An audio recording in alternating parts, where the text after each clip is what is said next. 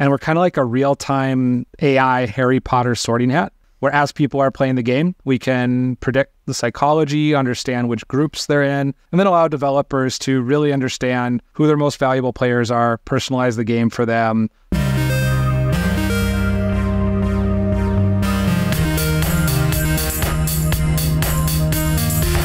Welcome to Games Growth with Upptic, a podcast about the discipline of scaling digital games. We speak with industry experts and investigate trends to hide the strategies, technology, and tactical methodology to profitably grow your game to massive global audiences. My name is Xander Agosta, Director of Marketing here at Upptic, and joining me today, Warren Woodward, co-founder of Upptic. And our guest, Joe Schaeppi. So this is a very interesting one. I'd say a little bit more of an exploratory call. We had never met Joe before this call, and he's working on something very, very interesting, which is a new way to psychologically profile game players as a way of increasing conversion and gameplay performance, among other things. Warren, what are some key takeaways that you took from this call? Yeah, well, first of all, I learned that biopsychosocial AI is a thing. And it's a thing that, while it sounds extremely buzzwordy, and I think it's fair to say, Xander, we didn't know Joe previously. We went into this with maybe like a little skepticism because we see AI plastered all over everything now, and you tie that with some other smart sounding buzzwords and your skepticism meter goes off. But this sounded like a really interesting founder that we had a chance to chat with, so we were excited about it. I came away with a very different opinion. Like, Joe was clearly super bright, very humble, very down to earth, and has the bona fide background. Like, he's been doing this kind of research for years. This is not some like Johnny-come-lately AI startup that just like plastered these terms all over. So I came away with just sort of a better use case of something that game developers can do instead of more traditional audience research in more manual ways that we've been doing. This was super interesting. How about you, Xander? What were your takeaways from this one? Yeah, I mean, one of my favorite things he said is like, this is the biggest database of psychological database. One of the largest psychological databases in the world, or the largest psychological database in the world. And the way he kind of backed that out was there's 3 billion gamers, and they've got like, I believe it's about 10% of that audience, maybe a little less. And that's a huge, huge data set. And the way they go about it is really, really fascinating. They collect it from, it's basically like a rewarded video interstitial. So, I mean, I think the technology sounds super awesome. I'm excited to check out a dashboard at some point. And you allude to this, but when we hear about the buzz term AI, we're kind of like rolling our eyes and like, this is something that's way in the future. I think the thing that's interesting about this product is it sounds like it's ready now, and big, large game companies are using it. And that's, I think, what makes this interesting. Yeah, exactly. I feel like normally when you're speaking to a quote-unquote AI company, the more you kick the tires, the less you believe in the product. And this was actually kind of the opposite today, where the more we drilled in, it was like, oh, there is something here. This is compelling. There is a use case for gaming. I see how we would use this on the games we're working on. So yeah, I think this was a pretty fun one. It gets into some big ideas while still being quite digestible. And I think people will really value it. Awesome. And as always, the podcast was brought to you here by our team at Upptic. At Upptic, we are always learning and try to be on the cutting edge of the best ways to make games grow. This is games across all platforms and technologies, PC games, mobile games, games across platforms, Web3 games, Web2, Web5, Web6, Web7. So we do, we really love the business of growing games. We love meeting anyone building. If you're launching the next top 10 game, of which we've done multiple, or you're just a startup and you're getting ready for your first launch, talk to us. We love meeting people building cool stuff and seeing if there's a way we can help, or at least like point you in the right direction. You can reach us on our website. That's upptic.com. That's upptic.com. Enjoy the episode. Thanks for joining us. Joe, will you tell us a bit about yourself, your background, and what led you to start Solsten? Sure. So Joe Schaeppi, CEO and co-founder at Solsten. We've been doing this for about 5 years now. It was kind of an unfolding rather than like, hey, I have this really good idea. Let's try this thing. Early in my career, I kind of asked the question, how can you impact human awareness at scale? That was a question I asked myself. And so the first conclusion is like, well, maybe you become a psychologist. So I volunteered in the ER room when I was in high school, saw that most patients that were in the ER happened to have a lot of mental health issues, and tried to go upstream from that, and didn't really see myself being a psychologist back then. So said, well, maybe I'll study human factors psychology, and what if we designed things that actually were designed to the human potential, what people could be. I think Neil deGrasse Tyson, someone asked him, like, what's your biggest fear? And he said, if I saw all the other versions of myself in all the other universes and saw the ones that lived a better life than me, and what were the little things that they were aware of that I wasn't? And if you look at most major human problems, they're awareness issues. So went into user experience design, became a UX director at McCann, started my career actually in Switzerland. I ran a usability lab there, worked with a lot of big clients and was constantly asking, who is my customer? Who is my user? And a lot of times you get demographic data or sometimes behavioral data. Everyone's kind of, I think, familiar with the Ozzy Osbourne and King Charles example, where it's like 76-year-old male from the UK, top economic tier. They fit all the same demographics, but they could probably not be more different in terms of how we would market to them or how we would design to them. And so, really at the end of the day, if we want to improve something, we have to understand it. So if you want to improve awareness, if you want to know that your system is healthier for a person, if you want to know that your marketing is good for a person, you have to be able to measure those things. So I went back to school, back to clinical psychology, went to grad school, worked with patients, became a psychotherapist, specialized in adventure-based psychotherapy. I did that while I was in UX and ended up being the head of UX over at Big Fish Games. So one of the things I focused on was play. And one of the beautiful things about play, it's about as authentic as you can get. So sometimes people will be like, wait, when I play video games, I'm like hyper competitive and like crush people. I'm like, well, that's who you get to be when no one's looking. Like that's actually more telling of you than who you are at work or sometimes in public. So there's this saying, it's like, show me how you play, I'll tell you who you are. So went to games and said, could we actually measure authentic human psychology from play? And through that, if you look at awareness, behavior change, all that sort of stuff, on average, it's about 400 to 500 recycles of a certain activity for a new synapse to form. When you do something under a state of play, it only takes about 10 to 20 times. So play is a very powerful enabler of learning, of if you're thinking of a skill, if you're thinking of awareness, if you're thinking of anything. So games are so powerful for learning.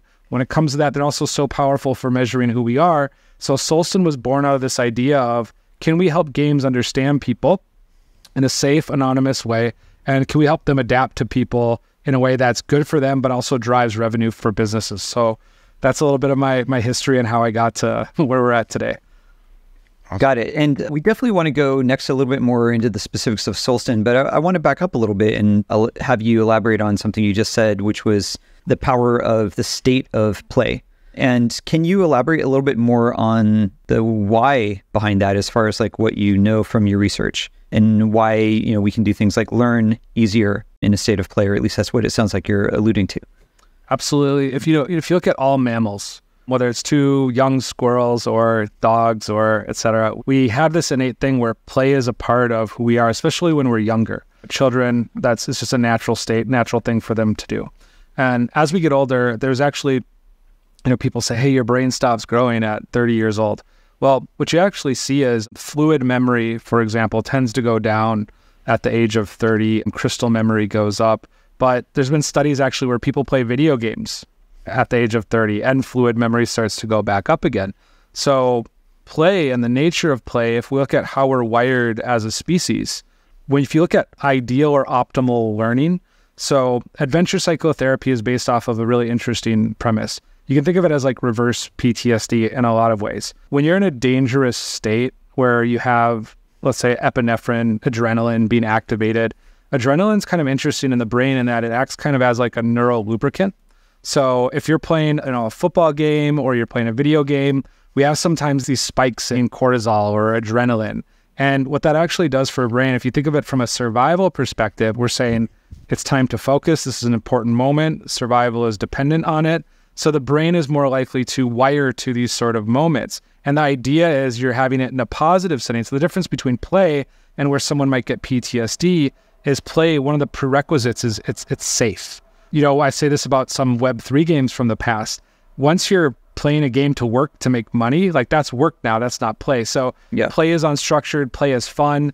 Games is play with rules built around them. We talk about like medical games. A lot of medical games are not fun. The second you have to remind somebody to do something, it's not a game anymore. So it's not play anymore. And so the learning aspect goes away. So just because you gamify something doesn't mean it's play. So really the evolution of the species, play is just a fundamental thing for all apes.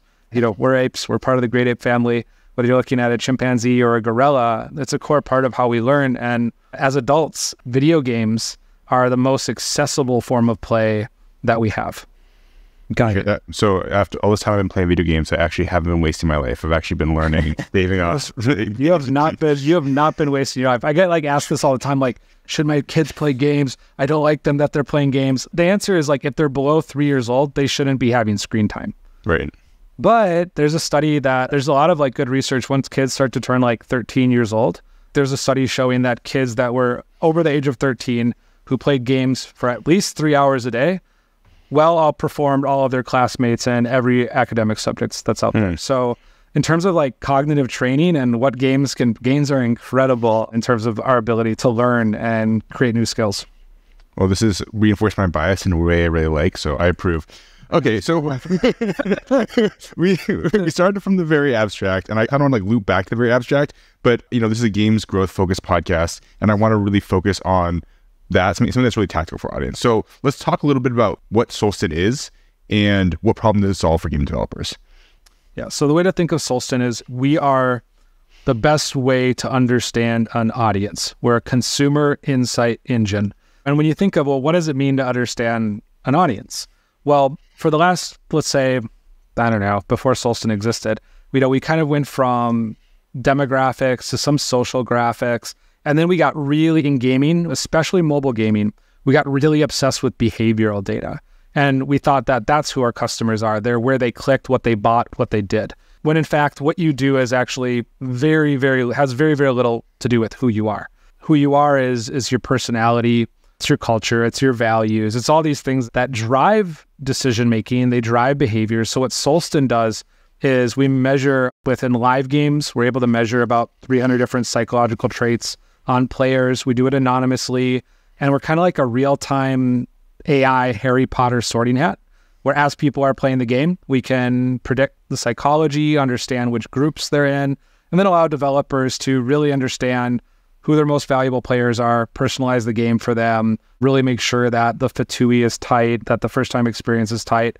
And then every time we measure customers, those people go into our database too. They can go out of it as they please. They get a unique ID where they're anonymous. We don't know who they are in real life. But Solsten is the largest psychological database in the world. So how we work with like a lot of big IPs, for example, Monopoly Solitaire might come to us, and that was one of our customers, or is one of our customers. Hey, we want to build a game for Monopoly people. And because our psychological assessment is like 75% psychological questions and 25% just normal survey questions like what's your favorite games, what's your favorite movies, we're able to take all this data and then we can build audience off of that, allowing companies to, when they develop games or develop creatives, actually know that they're developing creatives for the key, I'd say your ideal audience profile is a way to think of it. Got it. One thing I'm trying to wrap my head around, Joe, is in the scenario you described, what's the, forgive my bluntness, but sort of what's the product, like what's the outcome that the developer is working with and how do they utilize that? Yeah, so if you're in your game development process, then you're working with our product called Navigator. Mm-hmm. And what Navigator is effectively, it's a dashboard. Let's say we're making a first-person shooter game for people that like Barbie. Like you'd come to us and say, who are all the FPS people that love Barbie? We're pulling that audience. It's going to be lots of people. The algorithm in real time is going to cluster these groups. And then you're going to get to learn almost anything you'd want to know about these people. So what are the other games that they're playing? What are their personality attributes? Are they extroverts? Are they introverts? Are they altruistic? What are their values? Do they value family? Do they value time? Do they value nature? What are their interests? Almost everything you could imagine. And a lot of people, a lot of times have the demographic stuff. Where Solsten's really unique is the things that actually drive behavior. Mm-hmm. So, for example, an old game we used to work with was called Dragon Val. Why I like this example is they A/B tested the crap out of everything and got to this red baby dragon. It was an icon in their app store. They're like, we can't beat red baby dragon. That's the glass ceiling. They go into their audience. They click on what are the highest scoring traits for our highest LTV group. Family and caring were the two highest that were there. Their VP of marketing goes, can we please make icon of baby dragon with family caring about it? And that went into the art in the app store. Increase in 34% increase in conversions on top of anything that they had in the past. So the way to think of Solsten is when you go into that dashboard for Navigator, that's really your way to understand your audience. And then when companies are testing during their game development process, whether testing features, art styles, themes, marketability testing, play testing, Solsten integrates into all that. So I'll give you an example. We had a former VP of data science at Machine Zone. He just launched a game company, big fan, their customer. They're doing art style testing. They test all their different art styles. And in the past, what would happen, he'd say, hey, this art style is kind of looking muddy. Like some people really are resonating with it. Other people are not really resonating with it. Well, what Solsten can see is it's this persona 4 that's really not resonating with that art style. But because we have the psych data, we can look at their personality and we can say, hey, these guys are pretty high on depression. They're kind of down. They're sad. They're anxious. They hate everything. These are parts of their personality. And we're like, you know what? This is Eeyore. For them, it's not about like what is the most resonating. It's about what sucks the least. So for them, normally what would happen in that sort of test data is your test is all, it's going to be muddy. And that's pre-Solsten, that's how the world would be.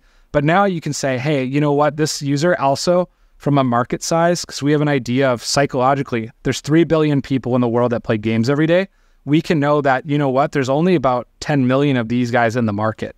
So we can actually ignore that test data and we can focus on this group where there's 200 million people like them in the market and really double down on that creative style. And that's some of the kind of like during the development cycle, what happens in terms of how people use our Navigator product.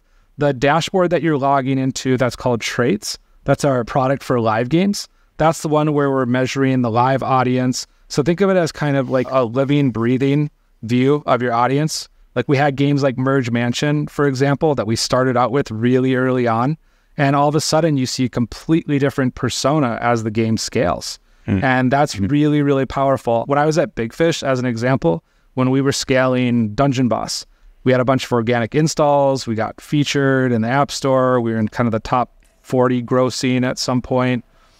That brought in a lot of different people, and we started seeing different user behavior and different behavior patterns. So I was, set to go, hey, Joe, go research that. Go figure that out. Okay. And we had all these people that were leaving the game at day 30, didn't know why. Well, we end up finding out that they were older women. The game was built for like younger guys, I guess, who like the battle bosses. But they're older women who just wanted to collect a lot of characters. That was their goal. And they didn't collect all the right characters, so they didn't have the right group. And by the time they got there, they churned because they didn't have that cohort. Well, that was found out maybe like 9 months too late. So with Solsten, when you're looking at traits, you have that living, breathing version of your audience.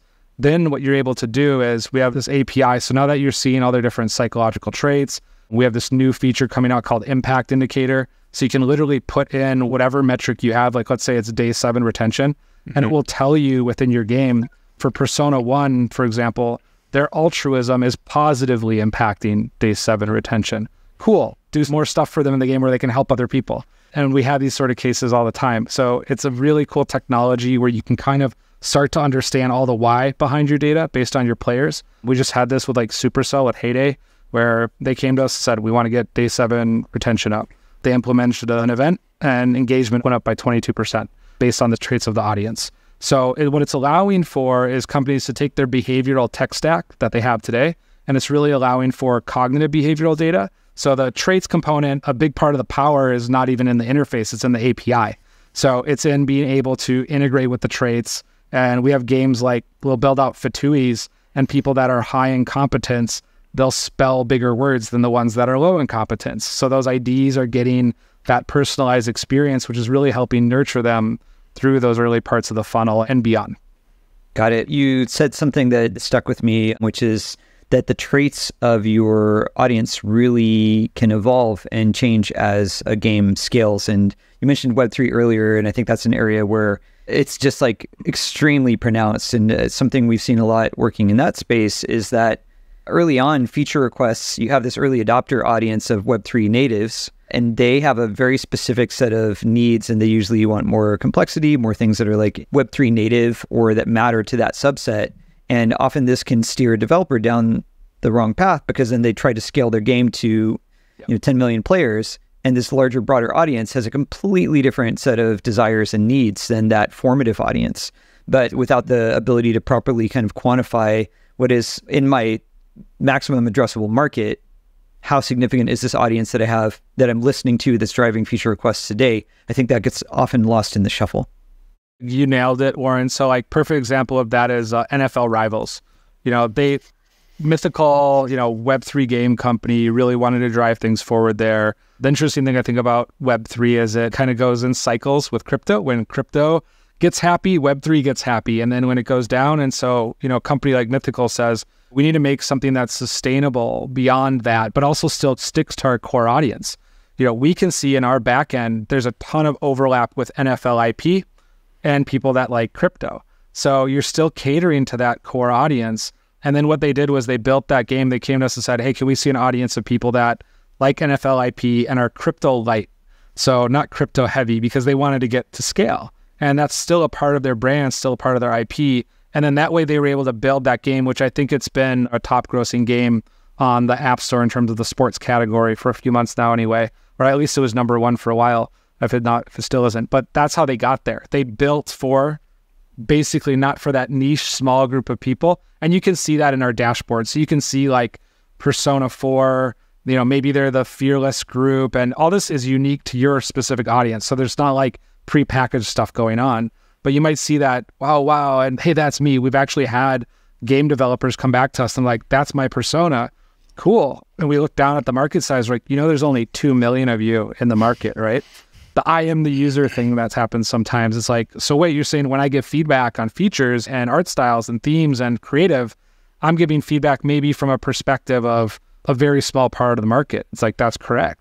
And still, if you're a game developer or a creator, you're still never the market. You're never the user, because we're builders. We're creating it for these big groups. But that's exactly it. Yeah. I wanted to circle back on something that you said earlier, or just get a little bit of a better understanding of how the actual process works. I mean, this insight sounds super, super interesting to me. I'm trying to get a better understanding of how do you actually, like, one question, you said it's the biggest database ever. How big is it? And number two, how do you actually go about collecting and categorizing the folks? Is it from, you said something about a survey earlier. Is it from the survey? Is it from things they're doing in the game? Like, how does that process of actually aggregating the data set work? And how big is the data set? Yeah, so the data set is hundreds of millions of people. We're getting towards, that's part of our business thesis, is 3 billion people play games every day and only 4 billion people have smart devices. Right. So effectively, from a consumer insight engine, if you're Nielsen or if you're one of these sorts of companies, we're out here to eat your lunch eventually. That's the hope anyway, because these are dinosaurs in terms of how consumer insights are done. So that's that. And so how we get the data in the first place is back to my history. So I started developing psychological assessments back when I was in university. And assessments are very different than questionnaires or surveys in the sense that they're assessing a thing. So like if you go to the doctor and they say, hey, do you feel depressed? And you're like, yeah, they're not assessing depression. Humans, we're very poor observers of our own cognition. People are poor observers of other people's cognition. Therefore, what's important is this kind of idea of assessment. So most people get familiar with assessment, especially in the United States, when they have to go to college and take the ACT or SAT.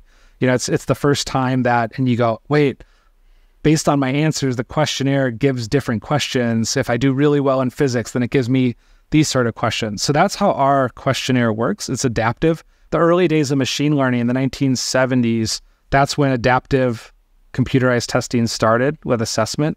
So, a lot of us are familiar with like language learning models now, like ChatGPT. But David Weiss, University of Minnesota, that's where adaptive computerized testing started from. And so what they do in terms of assessing physics, we're assessing traits. So for example, you don't get to wake up and choose whether you're an extrovert or introvert. Just to say, well, you don't get to wake up and, choose how your nose looks. That's a trait that you have. Exactly. The average is like about 40% of who we are these traits that you can thank not just mom and dad, but all of your ancestors. Really, like what we are genetically, we're more the shepherd of our ancestors than we are our mom and dad. So you got a lot of these traits, whether they're personality traits, physical traits, those come from the family. And then about 60% of our personality, who we are, is based on how we regulate those and express them. So the majority of ourself, how we enculturate, how we change is, okay, maybe I'm really introverted, but I really like this group of people. And I find that I can be pretty outgoing and get energy when I'm around these types of people. So you can actually modulate, and someone meets you like, I didn't know this person was a huge introvert. Well, that's because they're choosing to express their introversion in a specific way around a certain group of people where they can be more outgoing. So we have all these different traits. You have your personality, you have your culture, you have your values, you have motivations, and some of these things are more consistent. So what we do is when somebody's playing a game, there's a pop-up in the game and it says, hey, would you be interested in helping improve your player experience? They click on the pop-up, they get launched into our environment. Once they're in our environment, we've separated that person from their real identity. So that's a really important part of Solsten. We believe privacy is power, and we never want to attach real identity to that person's sensitive data, which is their psychological profile. They start taking questions. These questions are assessing different traits. So they're basically scientifically evaluated, what we call them items.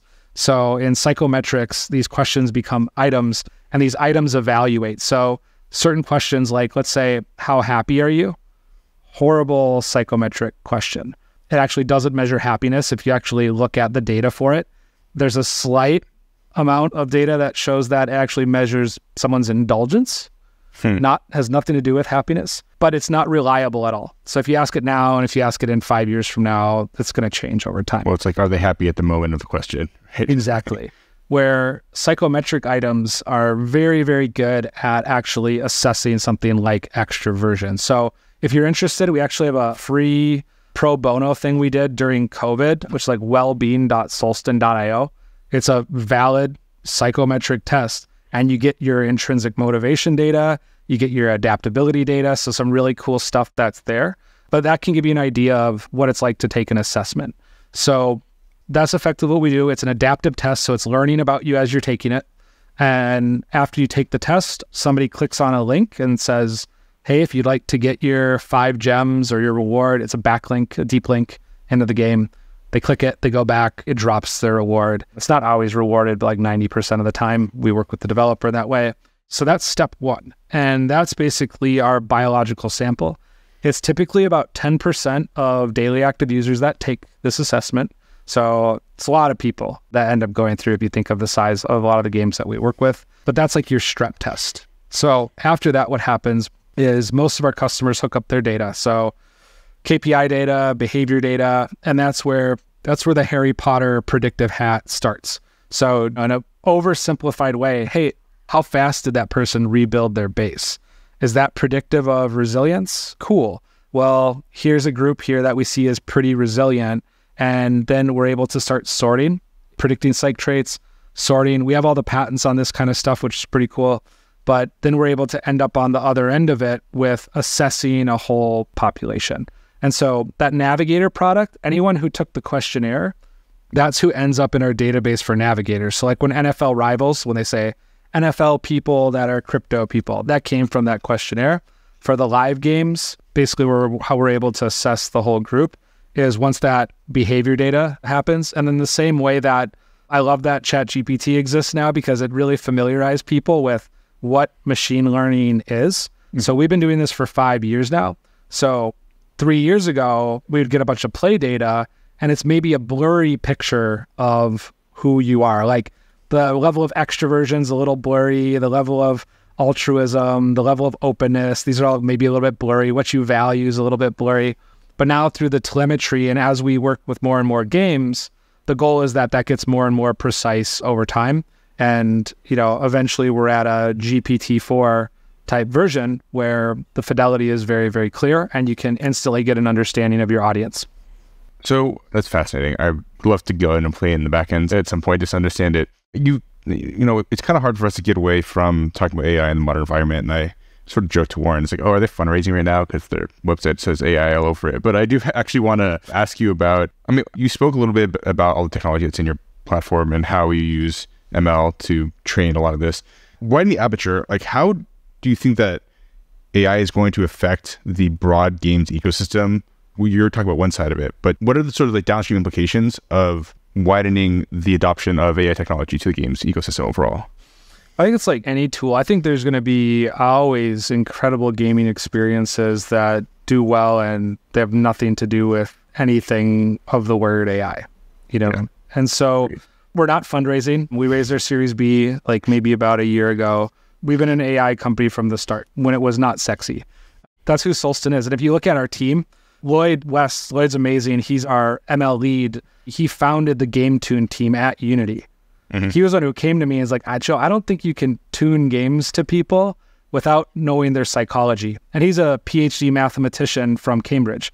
And I said, Lloyd, you got to have the psychology part. He goes, do you have a job? I said, absolutely. So, when you look at the foundations of Solsten and a lot of the people that we have here, we have particle physicists from CERN. We're like a very machine learning heavy institution. We have been from day one. So we started on that. What I do think, when you look at AI and what it is, if you look at ChatGPT, it can only tell you what is. Here's the internet today. It's not even private information. The future of AI and the winners are really going to come from private data sets.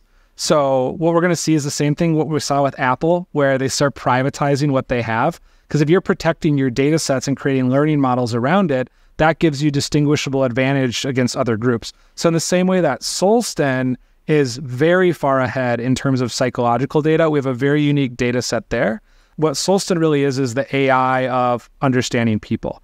Part of what I used to do is neuropsych evals. If you went to the doctor today and said, hey, I want a full neuropsychological evaluation, it's about 7 hours of questionnaires and stuff like that. So what does AI do? Well, it speeds that up significantly because you're working with bigger databases. It can make that more accurate and more precise.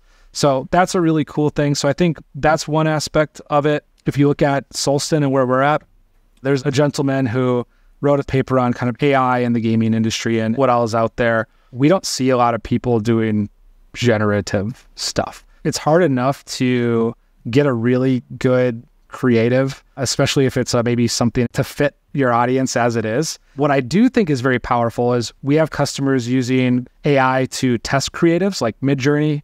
We have customers who will, if you think of like adaptive generative levels, they'll do some stuff there depending on the game and the backend engine. I think with a company like Solsten, what AI is fundamentally going to do is going to speed up a lot of development processes, because if you look at AI, it's a synthesis process. And if you look at human cognition, about 95 to 98% of what we do in a day is synthesis. We observe patterns and put those things together, but then that other 5% is generative. So what's going to happen, and what I think AI is going to be really cool for, is the synthesis of information is going to speed up, and it's going to allow human beings to focus more on the generative aspects. And so in the early 1900s, they were great at synthesizing a lot of information really quickly, which allowed them to outpace people that maybe weren't as good at synthesizing, but were really creative, but were more scatterbrained, and they just couldn't sit down and synthesize all this information. Now, some of the creatives out there who they're not going to do all that deep work of looking at 500 different creatives or 500 different visual ideas and then synthesizing it. Well, now they're going to be able to work with that. And I think a big part of the transition towards like a AI-based future, what's cool about it, it really transitions to people who know how to ask questions really well. So I think in terms of game development and what we're seeing, if you can ask really good questions, and if you have really good generative thinking, which is effectively divergent and convergent thinking, being able to kind of work as an accordion in the brain, there's going to be a lot there. So our hope with Solsten is we're really like the AI of human understanding, and then the AI of adapting things to you, like discovery, people, places, and things. So if a very ghetto version of the Matrix gets created, Solsten would be needed as a part of that, because it's understanding the person and then how the environment adapts to them. But people were I think Aldous Huxley said, only consistent people are dead ones. So we're so random, and we move, we change, we evolve. And that's where we come back to is, at the end of the day, it's always about understanding the person. And if you can use AI tools to get ideas and to accelerate the synthesis component, at the end of the day, the people that are really good at the genesis component, that's who's going to win. So I think it will speed a lot of stuff up going forward, but it's not a panacea, and it's not the answer to winning.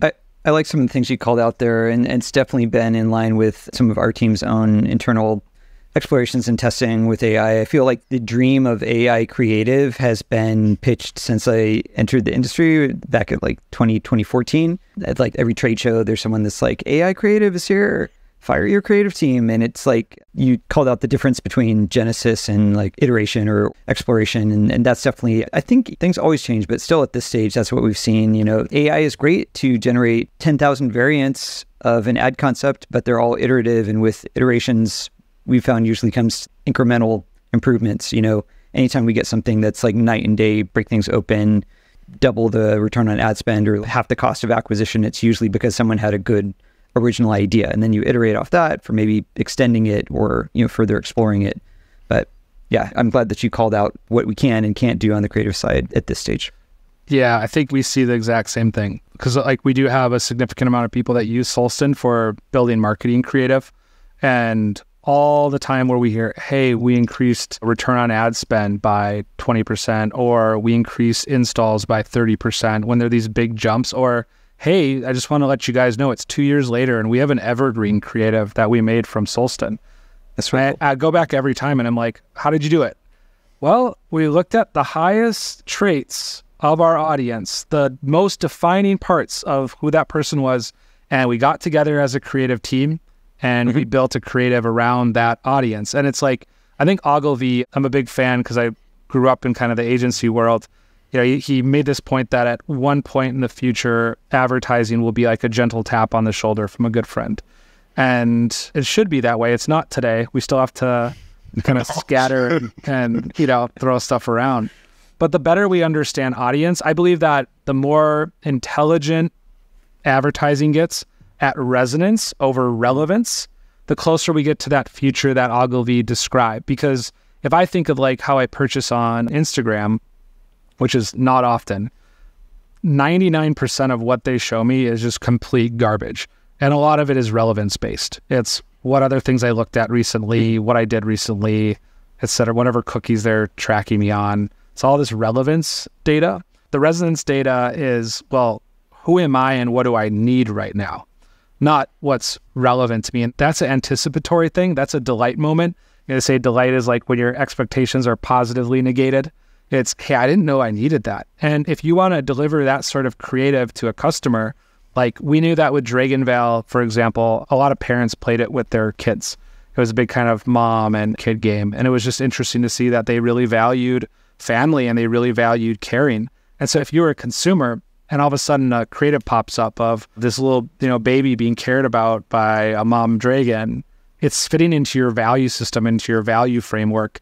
And there's nowhere on creative AI generators it's going to come out and go, hey, can you build a creative for these people? Now, on the other hand, that's something we have talked about at Solsten is as our technology grows, how do we speak to other AI systems? And maybe you could say, could you generate a creative for Dragonvale players? And it bypasses all that. At the end of the day, I see it as it's all just a level upper. So if now that's the baseline of an industry, because it only exists off of what exists, it's still only going to be able to generate a creative based off of its training model of all the creative that existed at the moment. So there's still some creative person out there who can generate that creative that's been generated off of the personality of the person, of the highest LTV group, of all the data that's there. And then they can build a creative that's probably way better than that because they can see that, use it for inspiration. So in the end, I think stuff is just going to get leveled up and more competitive because of all this. Okay, so we're getting close to winding down time. If you were to speak, like I imagine most game developers aren't doing this deep psychological profile on most of their users. Maybe I'm wrong, but I haven't done deep dive on many large game companies. I think this is something that's mostly something that the biggest game companies are doing. What is your advice, and how should people who have no experience doing this type of psychological profiling think about how to start to incorporate this type of analytics and insight into their game development workflow? Yeah, so we do work with most of the larger game companies, but we also work with a lot of mid-size and small. And the small part, we just launched what we call our Sales Accelerator program. So you can basically apply to Solsten if you're a small developer. If you have a small publisher or you're just raising money, you can start basically for free with us there. So honestly, like this stuff is so hard to do that's my recommendation in terms of how to start. If you just go online and you try to go, hey, like, let me find the Myers-Briggs or the Ocean model or self-determination theory, and I'm going to send out some questions, there's a higher chance that you end up with some really invalid data than you end up with some good data. Think of it as like trying to do self-diagnosis. Back when I was in grad school, they're like, you're going to read a lot of things. Do not diagnose yourself. It doesn't really work. I think the first part, when people ask me and they say, hey, Joe, we've got no budget and we're pretty indie and we're small and we'd love to be a part of your sales accelerator program, but you guys didn't accept us. And oh crap, because we try to get as many people as we can, but we go through an approval process there. For those people, I say, number one, just start to get curious about your audience. And that's the thing that we even see big companies miss is people think they just know their audience because they play that same game. Like, you're fundamentally wrong. Theory of mind means there's other people other than you that think of the world differently than you do. And a lot of people who lack that are the exact people who say, like, I'm the user, I'm the player, I'm the gamer. And those are also all the games that we get to see fail. So I think that first part is curiosity and understanding that just because you play a certain game, your audience is probably very different than you. Just buy in the fact that you're a game developer or you're a marketing person that is in the space. We're a very small group of people. Yeah. We're very niche. And so where gamers is a very large group of people. There's 3 billion of them. And we're a part of that group, but, because most of us game too. But that's one. So really having that curiosity. The second part is most people have experience getting to know a friend. And so my suggestion is, so don't go and try to do psychometrics. Don't do what you know how to do as a human being, which is talk to people and learn about people. And I call it the birthday gift example. So if you don't think you could give a really good birthday gift to your audience, then you don't know them. And so it's like, if you meet someone on the street and say, hey, what are you going to get that person for their birthday? If you have no way of knowing that, well, what are some of the questions you would ask them to understand what they care about? Like my co-founder and I, we went to high school together. We've known each other for a long time. Some of the stuff that he'll get me for my birthday, I would never even have expected. I didn't even know it exists. He's just known me for so long. But it's way beyond like, what did Joe click on? It's like he understands my values. He understands my personality. He understands the context I'm in. And that allows him to create things that really resonate, or, give things that really resonate with me. So I think tactilely, if you go and interview about 30 people, I feel like that's kind of a decent number. In usability, they say 7 people is a good number to get usability stuff. But from an audience perspective, get curious about 30 people that play your game and just talk to them. And as human beings, we've been doing this for hundreds of thousands of years now. Walk away with, if you think of some descriptors of, hey, from that conversation, I have an idea of what they value now. Because people spend money on what they value. So that's really important. Like we'll have game designers go, how should I build the economy out?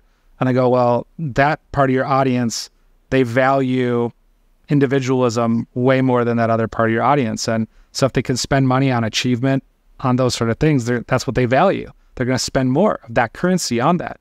So what people value, what their personality is like, get a sense of that. Personalities are not easy, but somewhat easy to read. The things that people are out there about, that's who they are. The average parts of our personality, none of us get to see from each other. So the ones that are like, I'm an average extrovert versus introvert. Okay, that's not interesting. But maybe from this call, like talking to both of you, I can tell both of you have pretty high levels of openness. So I'm like, okay, you guys are curious about the world, which means you're also lifelong learners. Okay, you're learners. I can deduce that.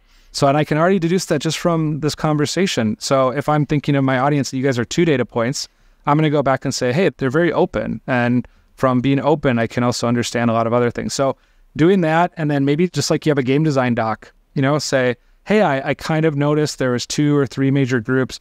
And there's actually, these are called proto-personas. And from proto-personas, there's actually strong research showing that you get about somewhere from a 10 to 20% ROI just from building things off of these. And there's a lot of reasons for that. Just empathy. So just trying to put your brain in someone else's way of thinking, it actually brings blood flow to your frontal lobe and it activates your frontal lobe, which is where all of our good decisions come from. So there's a lot of really cool reasons why that's important. And then on that journey, if you end up having a lot of success there, then I'd say, then come talk to Solsten when you're making good money and you're growing, or if you're, you're building a new game and you're really excited, or if you're working, with partners like Upptic and, hey, I'd love for these guys to have some of the psych data for some of the creatives they're building. We do partner with other groups too. So to get started, I think just curiosity and talking to people, looking at patterns, and then putting those in a game design type document. Awesome. Yeah, thanks, Joe. And I threw out, while what your team is doing is clearly, and we have no vested interest in Solsten. We're meeting you for the first time today. I think you guys are clearly taking an innovative approach on things that some of it rhymes with things that game companies have done historically. And I would encourage our listeners to think about potentially replacing, or at least exploring replacing part of your current process. Like the thing that's sticking in my mind as you come to this, which is like the bad version of something like this, of like audience research firms. I worked for a game company that will remain nameless, which they basically had the exact same game, but one version was with tanks, one was with planes, and one was with boats. And they hired this audience research firm that gave them a very compelling, I'm sure expensive report that said, you have tapped 3 completely different audiences for these games, and you're making great decisions because there's no overlap in the audience that wants to go to war with a plane versus a tank versus a boat. And they were very happy with this report. But to that point of curiosity, it probably led them down the wrong path. And that's the thing that they did that probably checks the box that a solution like Solsten, if what you say is close to accurate, I think can do a much more compelling, practical use case for. Yeah. And that's, when people tell us this, I'm like, man, that feels so 80s, but it's still today. That's I'm with that old. 80s. Cool, Joe. Well, if someone wants to get a hold of you or learn more about Solsten, where can they do that? LinkedIn for me, Joe Schaeppi, more than happy to reach out. And then solsten.io is our website. So if you like a demo, there's a demo button in the top right. Definitely click it. Check us out. The team's great. So it's very exploratory. We're not pushy at all. So we're just here to turn people on to us, understand their audiences. And if you want to get a taste for yourself, I think the best way to get curious sometimes about other people is understanding ourselves better. Wellbeing.solsten.io. It's anonymous. We don't collect any data from that one, actually. It's just there. There's no email, nothing. You can see kind of a report of your stuff. We actually had one customer who told us that this helped her more than her psychologist ever did through all of COVID. Understanding ourselves, I think, is the first big step into understanding others. So if you know what extroversion means to you, or if you know what altruism means to you, I think you can apply a lot of this stuff also more effectively than competitors can. So that's another way to experience Solsten, I think, too. Awesome. Well, we'll wrap it there. Talk soon.